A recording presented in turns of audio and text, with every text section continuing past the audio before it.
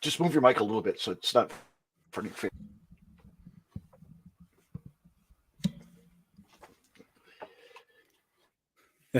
Ladies and gentlemen, you are listening to Deathmatch Russell Podcast. Let's get it on! Come into the ring, step into the fire, see what you want, baby. If your heart has desire, and get out, get knocked down. Deathmatch Russell Podcast, Deathmatch Russell Podcast, Deathmatch Russell Podcast.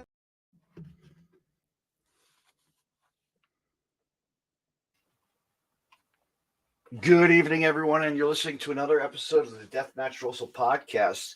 My guest at this time, he's the man of power. Ken Powers, how are you? Hey, I'm doing pretty good. How you doing tonight? How'd you like that intro? That was pretty basic, and you just had the man of power. Gets the point across, you know. I am the powerful one, after all. After all, you did. You stood toe to toe with Mr. NWA Wrecking Ball Ligursky at a couple was it Furious Intentions? No, I forget. Somebody God, Mount Olympus. The last Mount Olympus, that was it. Yeah. There's so many damn cards you can't keep track anymore.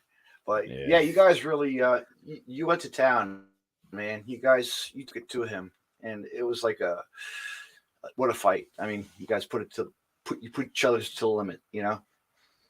I appreciate that a lot. I mean, luckily, Wrecking Ball is somebody I know a little bit more than most people might realize. So, but anytime I get a chance to mix it up with him, it's, we're going to put on a barn burner. Yeah, absolutely. And he sure did. And everybody was happy and good time. It was, it was a great show. Altogether, the Rumble was unbelievable, and everything else that happened. Yeah, a lot of chaos. But I'll tell you what, it was just a night that we needed. That was a perfect night for wrestling at Titan, like always. But now we're coming to the anniversary already. You believe that? It's like it's already upon us in January. My calendar's already marked. I'm sure yours is too. For sure. I've already, TCW has already reached out to make sure the powerful one will be there. So. And who shall he take on? We will wait and see, right? We'll find out soon, hopefully. Yeah. But let me ask you this, Ken. Growing up, what was it like for you watching wrestling? So, I love always talking about this. My old man, Ken Sr., is actually the one who got me into wrestling in the first place. I can remember vividly as a kid, I was watching just some random like weekly TV show tag match. It was the Hardy Boys versus, I believe it was the Highlanders. It was just like a random TV match. Turn it on. I was like 3 or 4 years old at this point. I watched the match. I turned to my dad and I'm like, I'm going to do that when I'm older. And he's just, he's old man. Like, haha, yeah, for sure. But, Speaking of Highlanders, I actually, a while back, go back in my archive, I actually talked to Rory. It was great to hear from him. I know he's a cool dude. He's one of those guys, and he told me about like how he, they traveled and sat in the car, and they did all this crazy stuff that they would do for traveling, for WWE, WWF back in the day. All the time they put into it, It's a big commitment for sure. But that match, I don't know what it was about that match, but 4-year-old Ken Powers was like, you know what, wrestling's my calling. And it took me a little while to get here, but I think I'm starting to make the impact. You have to. You're a wrestler. Come on. Yeah, for sure. play wood by day, well, some people do and some people don't, Who knows? But anyway, so fast forwarding through the Highlander point of wrestling. What else got you? What was your wrestling else caught your eye as a kid? Or I mean, teenage years. Yeah. Yeah, it's a little bit more teenage years is what like I can remember vividly. So I was lucky enough. Well, I was technically a teenager. 8th grade of middle school. I was lucky enough that my father and I actually went down to WrestleMania 24 in Florida, and I got to see. I mean, that whole entire weekend was incredible. But this is my little marking for myself moment here. Like, oh, haha, I'm a fan. Ric Flair and Shawn Michaels. End of the match. Shawn's in the corner. That iconic line, "I'm sorry, I love you." If you look in the corner, you'll see a little gold glint in that corner. And that gold glint is 13-year-old me holding up a replica championship. Oh my gosh. Caught in the camera. Oh wow. It's so fuzzy because the shots zoomed in focused on Shawn, but I know that gold glint. And I could see it like when they zoomed out. I was like, "Oh my god, that's me! That's me!" And then just, it's one of my I've had favorite little. I think I have like a poster moment where like I guess I was at SummerSlam in the Prudential Center with my sister, and there's a kid in front of me holding the poster, and I'm right behind. I'm right in front of him, like the camera's panning. Oh, there I am. Yeah. It's just amazing when you go to a show and you realize how many times you've been there, or you go and you don't even know they're going to be filming, It's like the time I like tell the story. I always tell the story to everybody is when I was Christmas time, my sister got me tickets, or we went to New York City when they had that restaurant, WWE's restaurant. WWF, the Sunday Night Heat would be a big thing. So they were filming a live taping of Sunday Night Heat, and Taz was there, Michael Cole. I think they were doing Charlotte, North Carolina. It was like Chuck Colombo versus the Big Show, and like Prince Albert and somebody else, but then they break to commercial, and it was the Stone Cold Booker T supermarket match. I call my mom, I'm going to be on TV. I'm on live TV tonight. Like, can you record this for me, please? Yes. And I'm talking like figure four Taz, me and Taz are joking around. Who's the master of the figure four? Like he's shouting Ric Flair, woo, everybody would get into it. It was a cool moment because that was it. And I believe that was the angle when Taz and Christian had some heat, at the time on the Monday Night Raws or whatever it was at the time. Isn't that crazy? Like, this is a young kid, just go to the city and you expect something like that, and you're, all of a sudden you're on TV. Yeah. It's like that wrestler movie, the wrestler with Mickey Rourke. Yeah. That was filmed in Broadway, and I was sitting second row, and I could see him, and I was outside having a smoke. I didn't even realize. Here he is, Mickey Rourke. Just walking around, but I see myself by the entranceway. Every time I can glimpse it. I always like my family's like, "Hey, you better watch this. I want to be on TV. Watch this." So I showed my cousin. He loved it. But my favorite moment of all would have to be my dad got us tickets to WrestleMania 5 as a kid. And I'm sitting up in the nosebleeds looking down, WrestleMania, Hogan and Savage main event. And sitting right next to me, 5 rows away is Jesse the Body and Gorilla Monsoon on commentary, so it's like, and I'm holding the Mega Powers and orange sign up. So I think it's on there, somewhere. Might have to go look at the network, see if you're still there. Yeah, right. But my gosh, but like the sound of the microphone, hitting that mat at the time, that was the classic, you by the ring, because that, when they hear the thump on the mat, that's how they did it. Mm-hmm. And of course, ECW came around, the one night stand, and I was there too for that. I got to be like sixth row, yelling at balls, and everybody, Taz was, or Jerry Lawler right behind me, and getting slapped in the face by what's his name, Joey Styles. Yeah. Mm-hmm. So those are my moments, my fun moments. Nice. Of wrestling. What else was your moment? Any kind of other? I mean, I've got a lot of like little small things throughout life. Like, I mean, obviously the big one was Mania 24, but I mean, when I was in high school, I was like, was I 16? I went up, just kind of delving back into my like dive into the local indie scene up here in New England. Yeah. I went to a one-day fantasy camp up at Kowalski's place. It was the Chaotic Training Center at the time. And when you went to that one-day training camp, they gave you free tickets to the next show. So we went up, and then that like night, my mom and I went out to the show.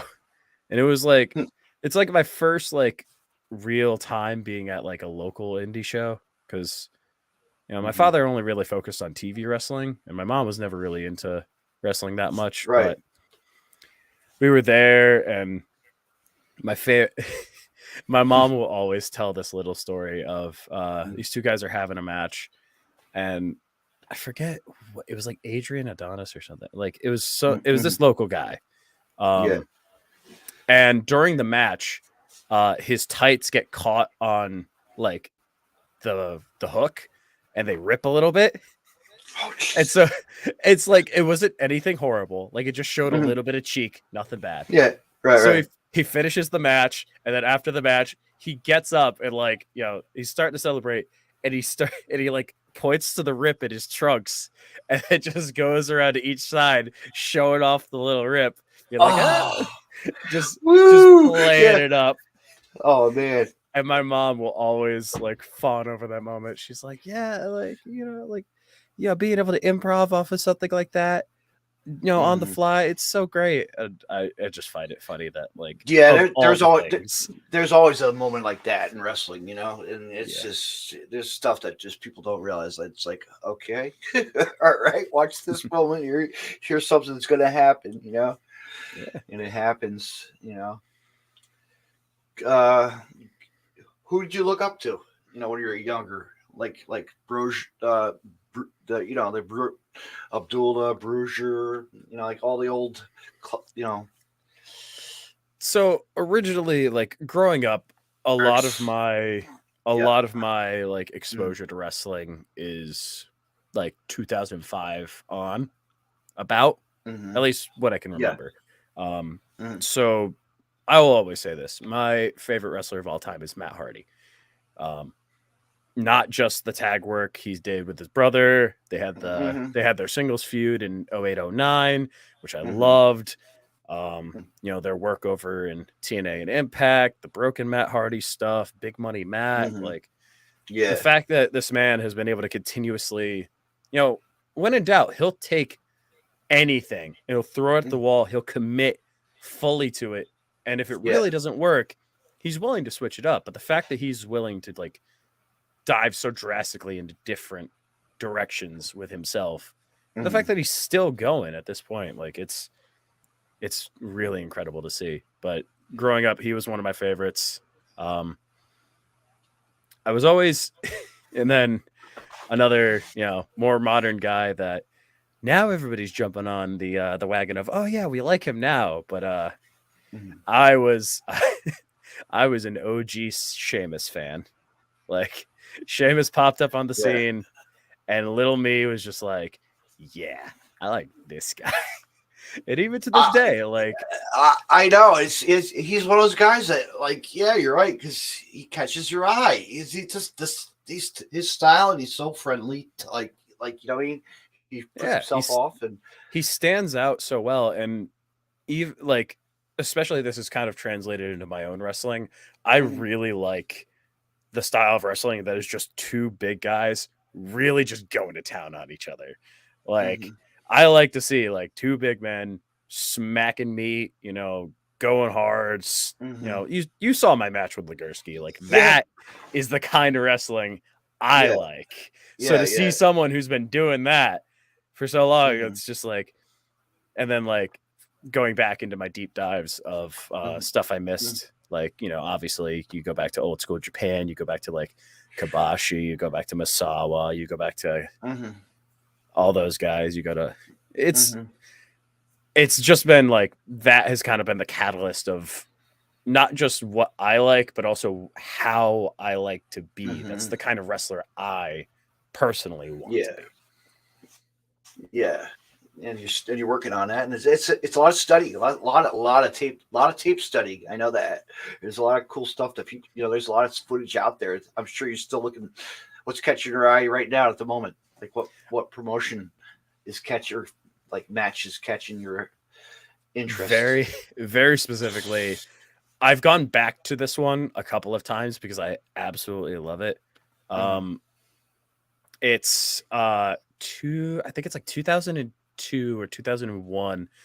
It's Kabashi and Kensuke. It's the like 45-minute epic that they put on in that year, and just every little beat of that. And even like, especially nowadays, some people will be like, oh, you can't overly use certain things, like then it's going to take away from it. But then you watch these guys basically just chop each other raw for over 30 minutes. And no one, like, other than when they want them to be silent, no one in that arena is quiet.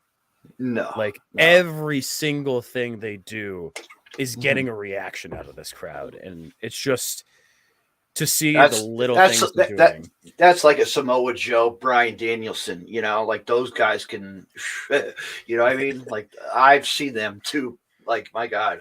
I mean, you know them. Have you seen the Joe and Kabashi match? Yes. Yeah. I have that on tape. I have DVD. Yeah. The three-way was it Joe, Danielson, and Kenta? I'll tell you what, man, I got lucky with Ring of Honor. Really, you know, I caught my eye. I wish I was there for the early stuff at that Rexplex Center, you know, but with the like watching Homicide and Monster Steve Mack, you know, like the Heavyators at the time. But I got to the era of going to, you know, that other place in Edison. I got to see like the final battle. Like not final battle, was it? I seen so much like shows. Like I was like, what do you call it? God, I want to say Death Before Dishonor 2, I believe it was. Yeah, that's when Punk signed his you know, he faced Austin Aries for the title, and Daniels jumped the guardrail. I remember that. And then AJ versus Jimmy Rave, when Jimmy Rave stole it. He used the move on him, you know, classic Rave moment. Shout out, you know, missed that dude. Good wrestler, you know. But yeah, like moments like that, and like other wrestlers as well, you know, Samoa Joe and just everybody else who was on the card. It's really. But then I went to like Manhattan to like final battles. I saw like Kenta, like you said, and it just and the Briscoes, just everybody. Chris Hero and Claudio when they were like the kings of wrestling. Like they were really on top of their game. And just all the other guys who even like Tyler Black, you know, when he was Seth Rollins, you know, like it's amazing, you know, to see a young Kevin Steen. And just I've seen Kevin Steen at Jersey All Pro Wrestling as well. Like that's a pretty cool, you know, I caught Jersey All Pro at a good time, you know, as well for wrestling. Yeah, definitely. I mean, Ring of Honor, like any era of Ring of Honor you look at, has produced so many incredible talents. Like Yeah. there's not a page long enough to list through every like so many. Like even up until like 2020 before the shutdown and everything, they were still like, you know, you still got your stars out there. Like the Briscoes are still out there killing it. You got Shane Taylor Productions, they're killing it. You've got, you know, Vincent and his gang. There's so many, like, I feel like a lot of those guys, especially in that later era, are I think they're underrated. I think they're underappreciated is a better word for it. I think the work they were putting in towards that tail end is stuff that I don't think they get enough credit for how well they were doing. No, that's like the Tony Deppen when he got his time, and I wish that they would keep him. You know, I'm sure eventually that'll come down to the. You know, I'm sure they'll break him because he's one of those guys. Like you would see like a young him as a wrestler. You know, like pursuing something that he goes full force. Like he's one of those guys that's not scared. You know. I mean, I just caught a match. Was it last night? They were down in Illinois or did the show, and he faced Billy Starks, the youngest rising star, you know, and she took it to him, but he won, you know. It's a good match. So, like stuff like that, it just catches your eye, you know. Matches that are just there for them, you know, and the wrestlers could show who the hell they, you know, really prove. It's amazing that, you know, what Billy's. I wish Billy could. I'm trying to get her to come to Titan for the gold. You know, the women's division would be awesome to see her eventually. You never know. Definitely be a fantastic pickup for Goddesses. I mean, yeah, Goddesses is already like it's definitely have had a really solid roster as is, but like somebody like Billy could definitely help kick that up a notch. Yeah. So Kevin, if you listen, come on, man. don't sleep on her. Yeah. But tournaments and like Ring of Honor, I totally forgot about it. I was at like the juniors tournament, and I went to that juniors tournament in Asbury Park. Like the I guess it was New Japan, you know, Japan came over. I forget what it was, but I remember Brian. Actually, James Gibson was there. I totally forgot about that. Like, and I saw Quack and Bush at like a tournament in Edison as well. You know, so I caught like the good ends of wrestling. You know, good matches that really, you know, even like Adam Pearce and, you know, just like everybody was just had their moments. You know, pretty cool to see all that. Yeah, it honestly like. Especially, I really like everybody had their time there, but I really appreciate the fact that now wrestling, and especially independent wrestling, has gotten to the point where it's you can see so many incredible shows, so many incredible matches, day after day, weekend after weekend. There's so much. It feels almost a little overwhelming at times because there's just so many incredible talents out there. There's so many fantastic promotions putting on good shows that it feels like almost there's almost too much to take in all at once at times. But like I'd rather have that situation than only having, you know, one show every other month at best. Yeah. It's like we're spoiled. Like, you know what I mean? They say, yeah, you're spoiled, but you know, wrestling to people, we really have like it's spread out, man. It's all over. It's all over, and it's right in front of our eyes on IWTV, Fight TV too. You know, it's like Peacock and this and that, and Roku and our Mobify TV for our Titan Championship Wrestling. You know, it's like people need to.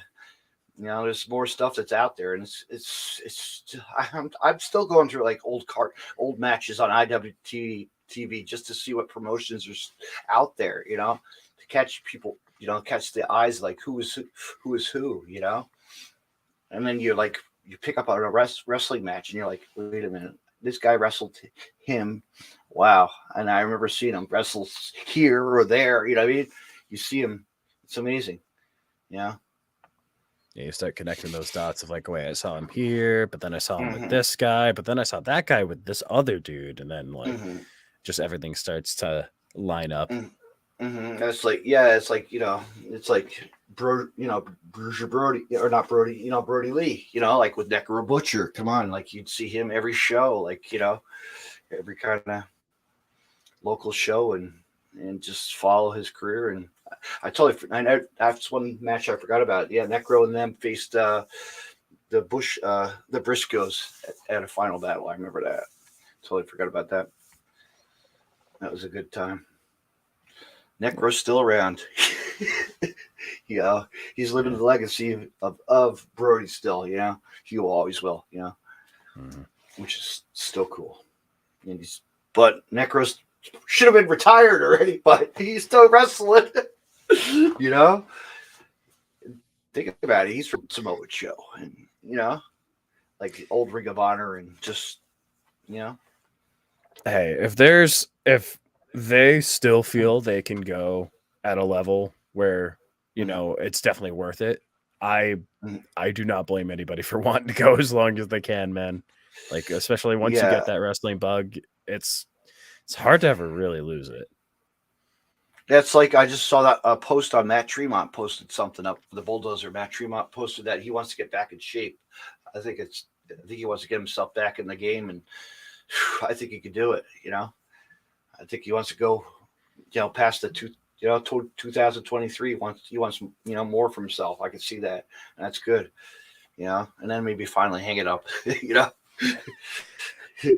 Honestly, that's one of the great things about how much we've learned, both as professional wrestlers, but also as humans. Like, we have gained a lot better knowledge of how to really take care of ourselves and focus on our own health at the same time as, putting on these shows and entertaining the fans. Yeah. But it allows people to have significantly longer careers than originally thought. Some people, originally some people come in the game and, originally people would be like, oh, I'll be lucky to make it 10 years. And now I'm sitting here, and some of the locker rooms I'm in, I'm sitting around multiple people who are going 20, 22, 25 years in the game. And it's amazing. Yeah.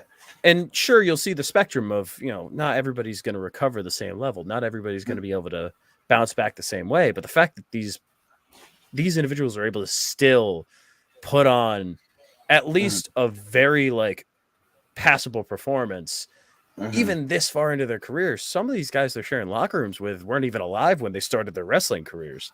No. And they're still going. Like, it blows my mind. And it's an ACL, like an ACL tear, and they'll recover. They'll come back, takes time. You always see those people post that, and it's great. Yeah, for sure. Who's this? Oh, we got hello there, referee James. Shout out to good dude, good person, good referee. For hire him, book him, any kind of wrestling, please. Good reference, Nice. Shout out to him. But like, if you were to go back, would you like? I think I said it before. Terry Funk, not Terry Funk. Excuse me. Kerry Von Erich, the Von Erich family, like guys who had brothers who really stood by each other. Teams that really, it's like the Bulldog. British Bulldog and Mr. Wonderful Paul Orndorff. People don't get people like him didn't really get the recognition that he needed, for wrestling, because he put on some really good matches in his career. Ken Patera, come on, that's I got to give my credit to Ken Patera, because definitely have taken a thing or two out of his arsenal. Yeah, he said it. Yeah, other wrestlers, and just we look now, and it's like, yeah, and how many injuries we see nowadays is concussions, right? Concussions to the knees, to broken arms, whatever else, dislocated shoulders, broken legs, and even then, still people are able to bounce back from all these things. And what was your scary? Have you ever? What was your scary moment? Have you ever had a scary moment like that? Like, are you? As far as in the ring is or, concerned, no, I actually haven't. I've been lucky. I mean, to be fair, my in-ring career is actually not as long as some people expect. I've actually only been wrestling this year. My debut was actually in May of this year. But no, I've been very lucky that I've been able to avoid any of those issues. I did have one potential scare with my shoulder, but it wasn't anything major. It was just like ice it up, stay out of the gym for a week kind of deal. It wasn't like anything major. Yeah. What was it like for your very first bump? Oh boy, that was the first bump on the mat. That must have been something. You're like, okay, here I go. This is Yeah. Funny enough, my first bump connects back to what I was talking about earlier when I went to that one-day fantasy camp up at Chaotic Training Center. I actually took my first bump during that like training day. Like they taught you how to take a bump, and I took that first one. And just like immediately I was like, ooh, because it's like, especially I was like, so like I was a little nervous about it, so I went down and then I didn't breathe out, so I was holding that in, so my body was like even extra tense on the hit, and I was just like and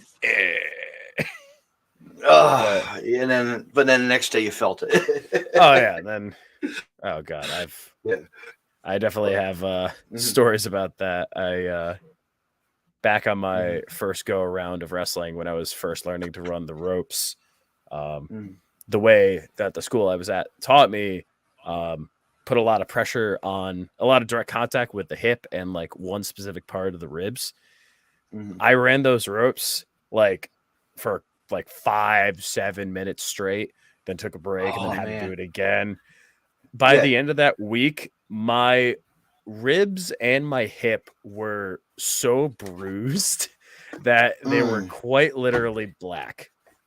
Like I had to go out to CVS and buy this, like they have specific cream for when bruises get so bad and they literally turn black, so it'll help break up like the dead blood cells and inside that particular area. So I had to go out and get that cream for my hip and my ribs. But I still like then I was there the very next week, still running the ropes, showing them, man. Still doing it. I mean, still do it. It's tough, man. Like they say, it is. Those ropes, they're cable with the little, cable with some pipe and some tape. That's it. Yeah. And 2x4s is the styrofoam under the mat. But sometimes those rings get uneven and then they shift. We see that all the time in wrestling.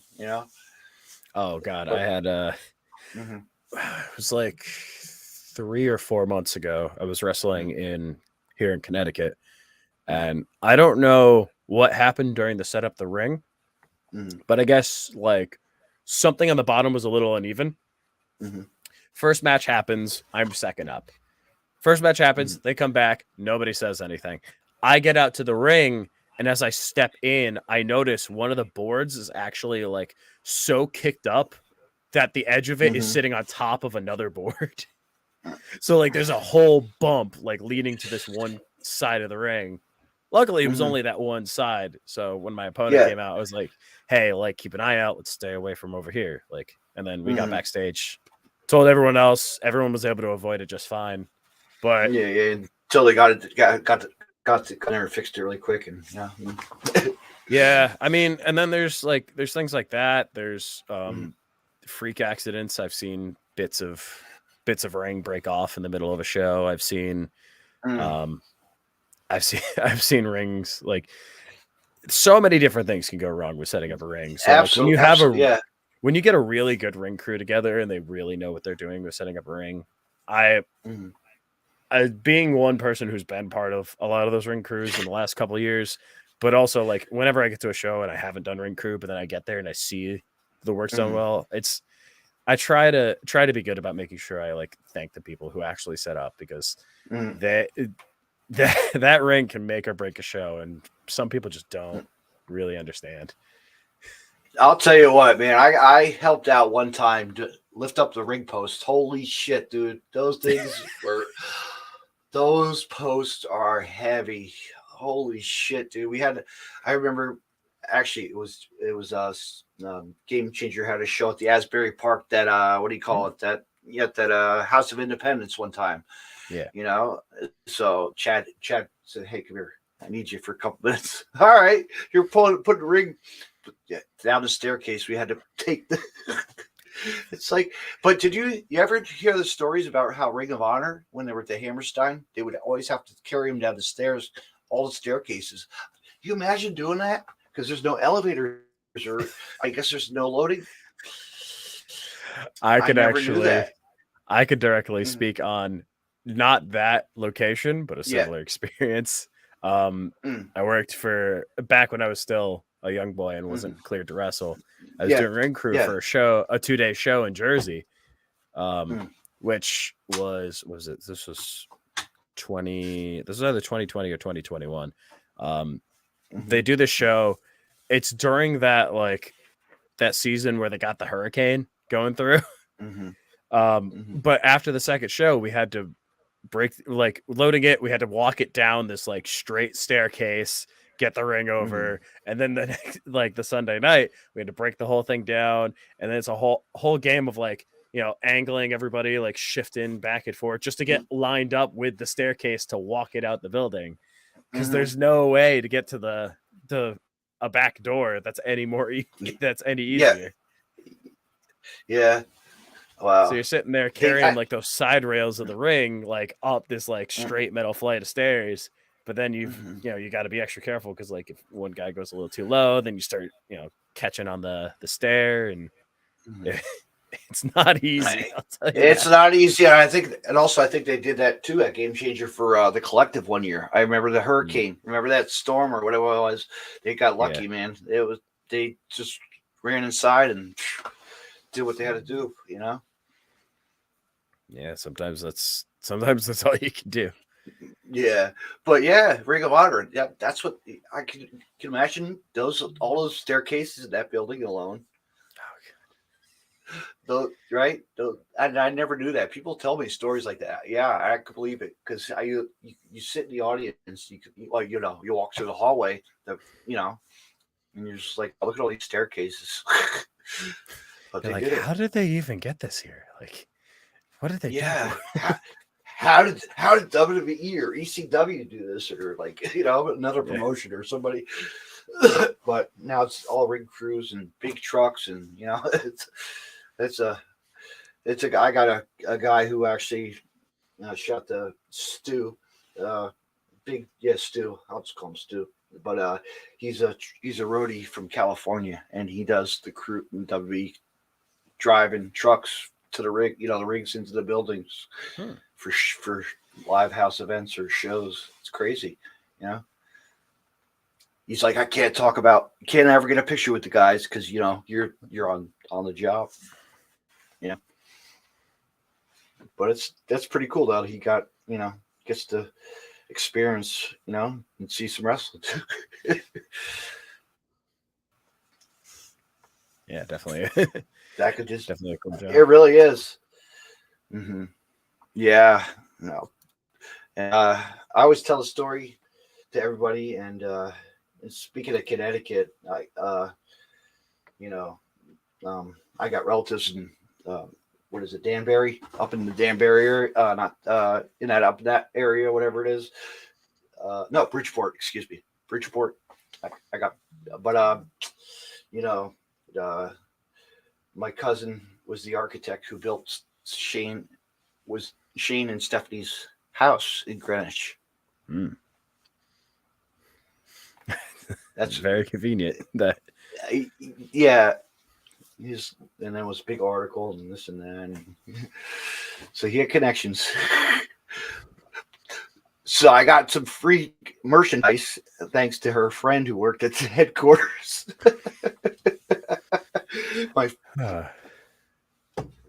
It's really cool, right? Yeah, I mean, Yeah. hey, take what you get.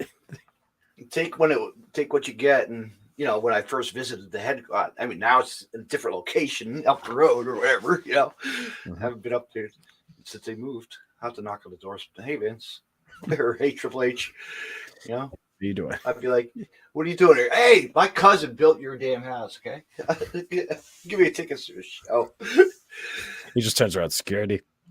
Yeah, get the hell out of here, kid. Yeah. Yeah, but yeah, that's one of those moments, man.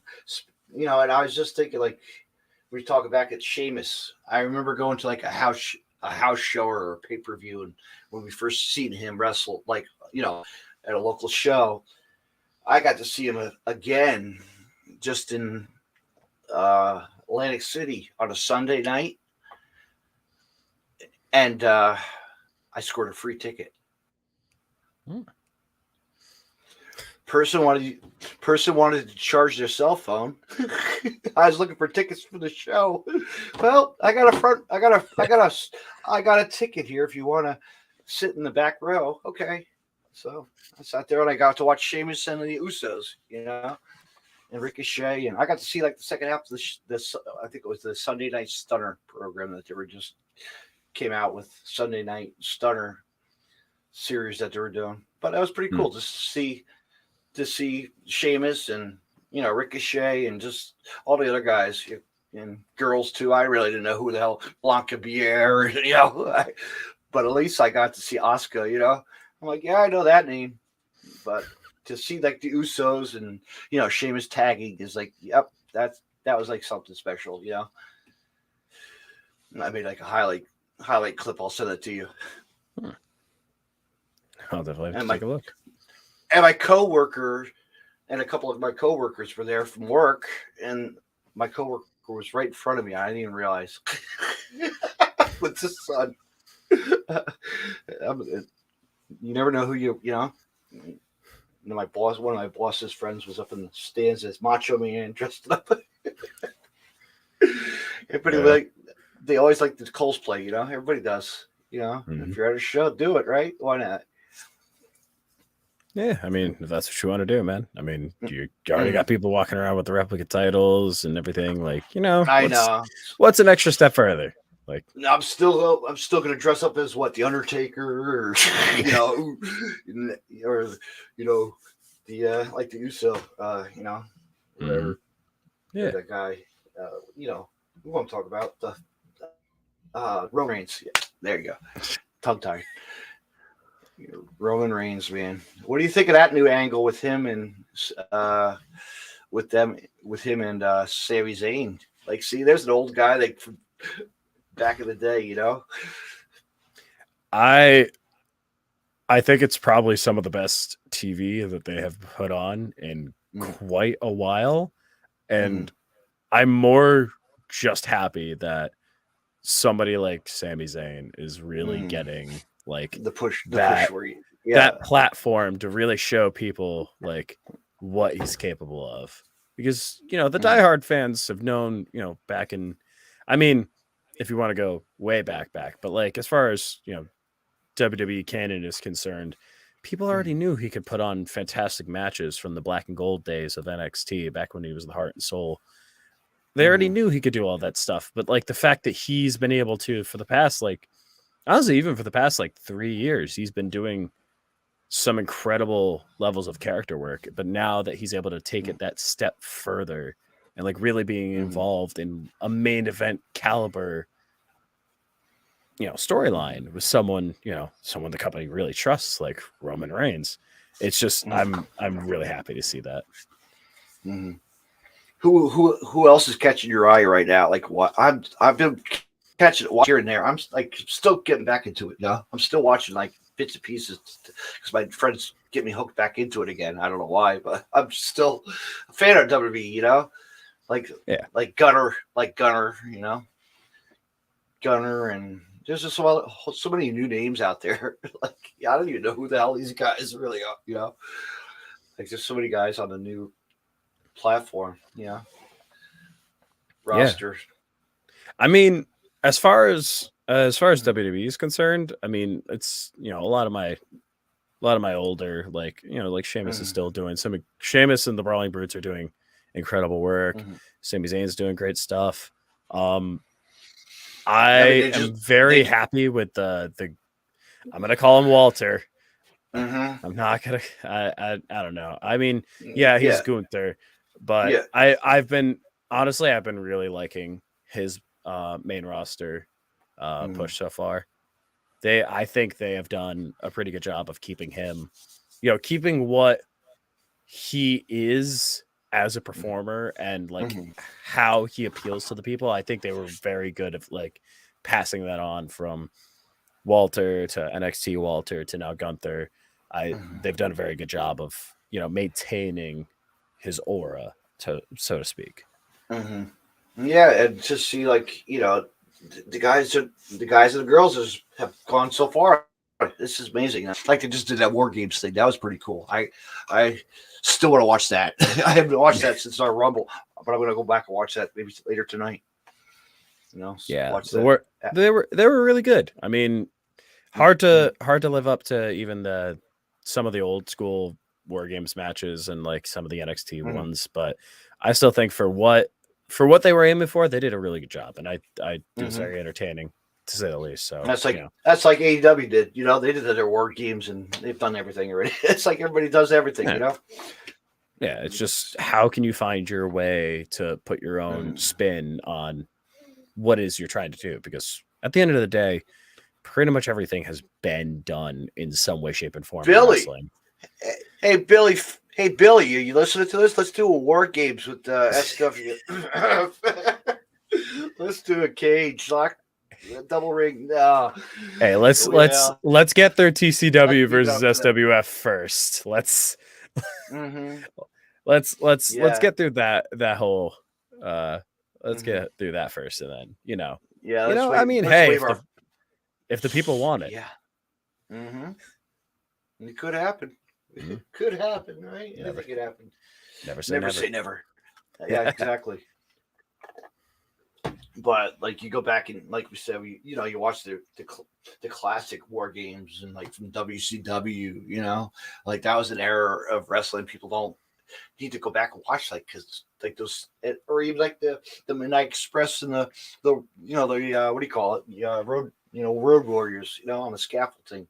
Like, come on, that's like original shit, like way to wrestling was. Dog collar matches, regular junkyard dog, and like just I wish they would bring back the chain, like the leather straps, like the original, like the Chief J Strongbows to the. Yeah, I think we've seen a little bit of that coming back as of late, but definitely like it's still rare to see nowadays. But like there's still a lot of there's a lot of things that were done back then that they were done well for the time, but there's still definitely ways to elevate those things and take them a step further, especially for the modern era. Yeah. Oh my God, Will, you texting me? I'm not paying attention.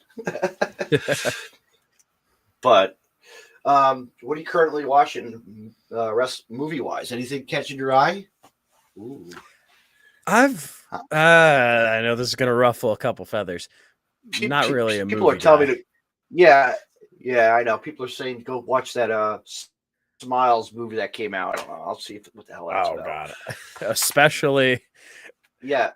I am not a movie guy. I am especially not a horror movie guy. I have hated horror movies ever since I was a kid. I don't know why. I just.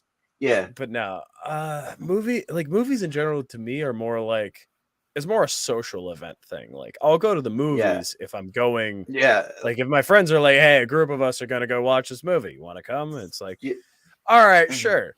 But I mean, especially nowadays, a lot of my time is taken up with my free time at this point is basically watching old wrestling, watching my wrestling to critique myself and get better.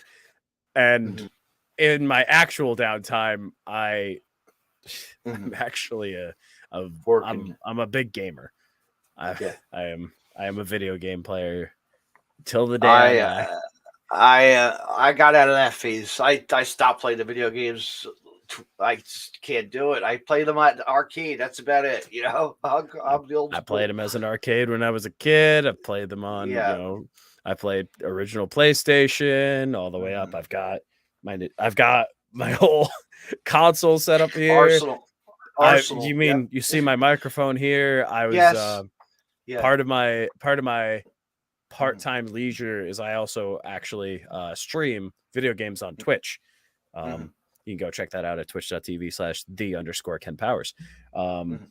But I mean, that's another thing that's just been kind of a constant in my life is, games is how I relax at the end of the day when I'm like, all right, I've done everything I need to take care of. I need a breather, plug in a game, play some Mario, recently, now the Pokemon game came out. I've been playing that, dive into some of the old classics. Like I can go anywhere. Yeah. Play the old classic wrestling games, of course, sometimes, Yeah. Got to break them out once in a while, a little bit of Here Comes the Pain. Yeah, but I'm waiting until he released the AEW game. Play that at my friend's house or something. That's going to be interesting to see the format of that. I mean, what they've shown us has been very, very promising. So I'll probably pick up a copy myself. Thanks to was it Kenny Omega? Yeah, I mean, for them. There's a guy. Oh my God, the guy who nicknamed his favorite favorite knee strike after a video game thing, and his finisher is a video game reference, and his theme song is basically a video game reference. Like, he's a good wrestler though. Hell, he could go. He could go with the best. He's such a good wrestler. Yeah, he's had his moments. Yeah, and still does. It says a lot about. To me, wrestling has never been just. It's not just for one kind of person. Like, it doesn't matter what you care about outside of wrestling. Anybody can come in and, like, if they're really dedicated to the sport, if they're really focused on learning and improving, those dedicated people are the ones who truly become the best wrestlers. So, what you do outside of the ring doesn't really reflect as much on your success as how much you focus and, prioritize what you do in the ring. So, yeah, absolutely. You've seen it nowadays with the rise of, there's a lot of, on the independents, but also like it's trickling into the major federations with, you've got a lot of social media people, you've got a lot of live streamers, you got a lot of, a lot of different creative outlets. And like, some people are, they're like, oh yeah, I was a Division I athlete. And then I played pro. And then there's other people who are like, yeah, I'm a nerd, but like, maybe their starting points, maybe like, pro athletes, starting off here already on that scale, and the nerd's a little bit down here. But at the end of the day, if they put in enough work, that nerd catches up and they can both go to the same place. And you never know. Look at Xavier Woods' success with Up, Up, Down, Down. Like, yeah, so some are are good and some are bad, and some do videoing and podcasting, and come on, it's like they got music industry, like Leo Rush. There's a perfect example, like just a wrestler who's took it by family and just does wrestling, when he can, Yeah, you've got wrestlers as regular artists, you've got musicians, you've got all sorts of outlets for creative expression, and absolutely. Music wise, what are you into? What's your go-to music these days? What's catching you? So I am all over the spectrum when it comes to music. I listen to pretty much everything. However, if we want to take a look at my most recently listened to songs on Spotify, I'm not going to pull up my Spotify wraps because that's a little bit too. I a know. little bit too into it, but like, I mean, like this, for example, I found this playlist on Spotify called Highway to Yell. And it's just all like, it's more like older, like it's older for me, but like more, it's more rock like era. So like you got like, there's AC/DC in here, you got Disturbed, you got Seether, you got Shinedown, you got Avenged Sevenfold, Metallica, like Green Day's in here. There's so many things all across the spectrum. Well, yeah, it's like we grew up. Stuff that, yeah, it's like we grew up. Everybody, we all have our different tastes of, music, and it's amazing, man. And some of these groups really try, and it's like, wow, all right, should I go see this band play? Maybe not. Maybe I will. Maybe I won't. Or a cover band. You never know. And that, or you see a cover band that really can smoke, like blow your mind, like an AC/DC cover band. Like, my God, I've seen that. There's a band and they really can welt it out, and just, or like Les Zeppelin, the female band of, phenomenal, I'll never forget that experience, man. I went to Colorado, and my cousin of his wife, we all were just like finding things to do, in Colorado. We were camping up in the mountains, like we rented a trailer for the day. It was pretty wild. But we go up to this campground, and Les Zeppelin is playing on the, in an amphitheater, like an outdoor theater, like a wooden, like a shelter, like a regular shelter. It's pretty cool, like a stage shelter, up in the mountains, like the river's right, guy. People are going right down the river, and they're in the rafts. It's awesome. It was awesome but the voices, like, hearing it off the mountain, it's like, wow, this is like, it was really cool. And then I got hooked on them after that, But like now to this day, I'll still listen to Dave Matthews, or like Pearl Jam. Pearl Jam will always be my go-to, or STP, as well.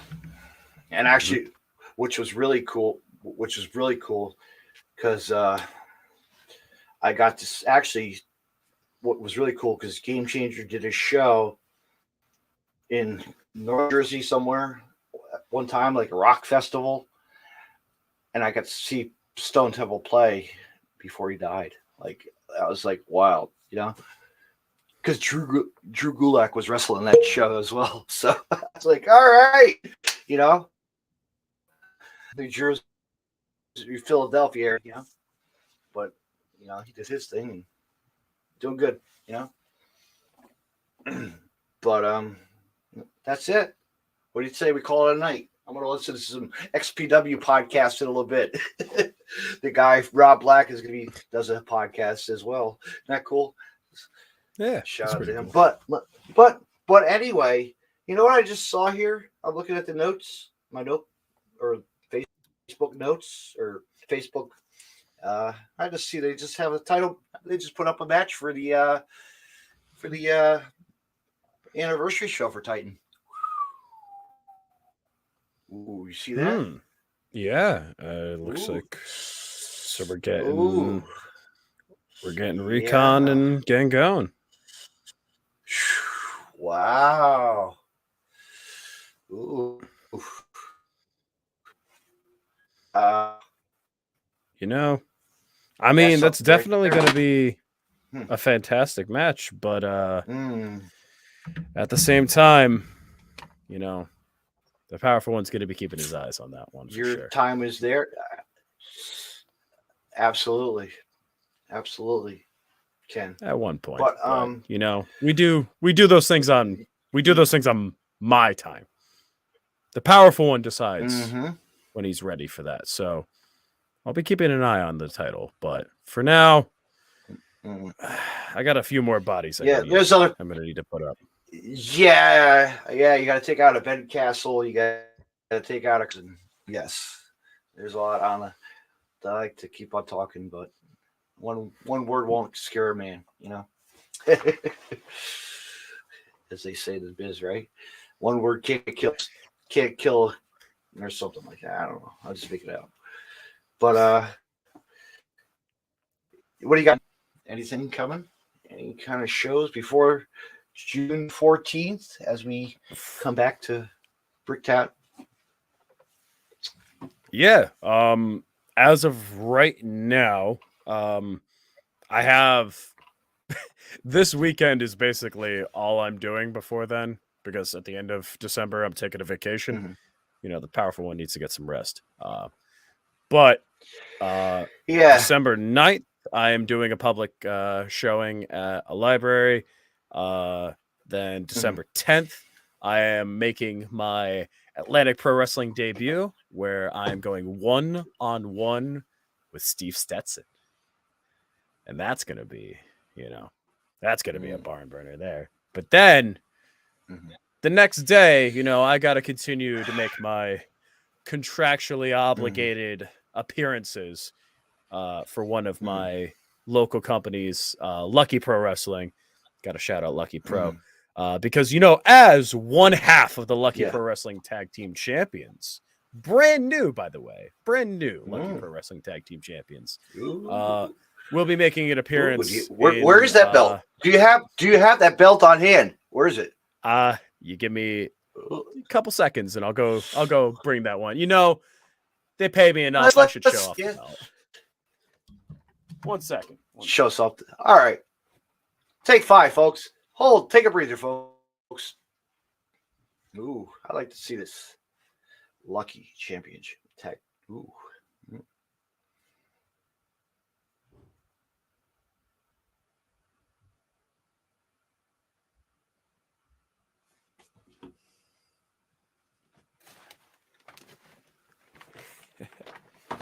Okay. And I'm back. Let's see this, babe. With this. Hold on. Beautiful piece of gold right here. The Lucky Pro Wrestling Tag Team Championship. Woo. I am one half. You deserve it. Yes, LPW Tag Team Champions. Hashtag social influence. I am one of the newest rising stars in Titan Championship Wrestling. I am the powerful one, Ken Powers. That is it. But where else can they see you? But like right here on your social medias, if I put this little tab up here like this, you got a whole bunch of just Twitter. Oh, what the hell? It was there for a second. What the hell's going on? There it goes. I think it's stuck on myself. Yeah. Yeah, all right there. You can follow me on Twitter and Instagram at the Ken Powers. You can also follow me on TikTok at the Ken Powers. Like I mentioned earlier, follow me on Twitch at twitch.tv/the_Ken Powers, because for some reason they don't want to give me the Ken Powers. And keep an eye on that last link there, that prowrestlingtees.com, because there may or may not be a brand new merch drop coming right before the end of this year. Brand new piece of merchandise courtesy of the other half of the LPW Tag Team Champions, my partner, TKO Kosenko. Got a shout out to that boy. He's my tag partner. He's one of my closest training partners, good friend. And also now, my artist for my new merch drop. So shout outs TKO. Before we go, obviously got to shout out my training center, the Team 3D Academy in Danbury, Connecticut. Much love to Bubba Ray Dudley and Randy Shawn. Love my 3D boys and girls. And yeah, hopefully we'll talk again soon. Right, Dave? Another shout out another shout out to birthday boy himself from Connecticut, JT Dunn. Shout out to him. It is JT's birthday. Nice. Happy birthday to him. Yes. You always have to get those shout outs plugs to people, But of course. Thank you for coming on, Ken. And I will see you in the ring pretty soon. TikTok. The time is I'll TikTok tomorrow, all right? Clock's ticking, TCW. Clock's ticking. Yeah. And what do I have coming up? David, what do you got coming up? Nothing. That's it. Just relax, dig out some podcasts, maybe listen to some podcasts for like 20 minutes or 15 minutes. You never know on the podcast next. Maybe your tag team partner would like to. Maybe both of you. Ooh, we could do it. We could do a. After the new year, let's do something. I'll have my people talk to your people, and all right, 2023, you'll get a little taste of social influence. Mm-hmm. But stay tuned, fans, and support wrestling. Go say hi to Ken at the show, and get a T-shirt and buy his 8x10. Take a picture with him. He's a great wrestler. He's one of those guys that you got to be on the scene to watch because he's got tag gold right now, but his other gold that has his eye on, and it's coming. It's coming Very soon. Eventually. Very soon. Very soon. Hashtag very soon. We should say. All right, Ken. Have a good night, my friend. You as well, Dave. Yep. If I forget how to do this, close my shit out. Crashed on me a couple days ago. But I got it. Thank you, everyone. Listen to another episode of the Deathmatch Russell Podcast. Good night, everybody. You can find more Deathmatch Russell Podcast on the following. Just hit the like button and share. You can hear the audio portion of Deathmatch Russell Podcast on Stitcher Radio and on iTunes. Social media, Deathmatch Russell Podcast on Facebook, Twitter at DavidNJ32, Instagram, DavidNJ36, YouTube, David C. Russell, and DeathmatchRussellPodcast.com. Joner's Wrestling Podcast Network. Head over to WrestlingWithJoners.com.